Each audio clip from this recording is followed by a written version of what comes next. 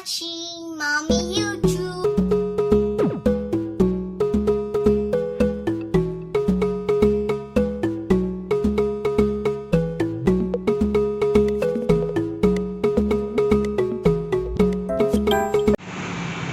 Good morning everyone. Yan, i-share ko lang po yung ginawa ko bago po ako mag-actual ng road test sa motor. Yan. Nag-practice muna po ako ng sobrang dami nagpa-practice. Maganda yung place na pinagkunan ko ng exam. Mas malaki yung space nila. Yan. Sa Sintio kami nag-exam. Okay, good.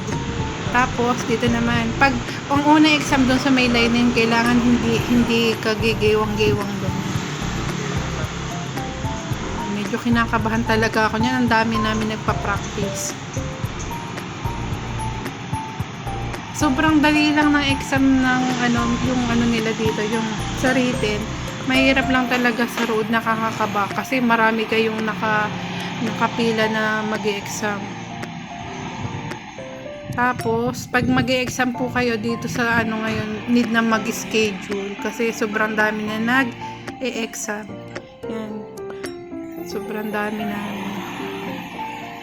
Yung kasing dating license ko is 50cc lang. No need na mag-exam ng road test. Kaya sobrang natagalan din ako bago nag-exam ng motor. Yung dating motor ko kasi maliit lang. Ang naipasa ko lang kasi dati nung first ko is yung written. Hindi na ako nag-exam kasi yung motor ko naman is no need na mag road test kasi maliit lang. Tapos nung nanganak ako, medyo natagalan ako mag motor ba, na-stuck yung motor ko, hindi ko nagamit. So naisabi ni Habi, bumili na daw kami ng bagong motor, yung medyo malaki. Yan, ito yung ginagamit ko ngayon pang sundo kay Daniel sa school. Nung actual ko nga po pala, wala akong video kasi sabi ko sa asawa ko, wag na lang kasi niya ako i-video kasi baka hindi ako makapokus sa ko.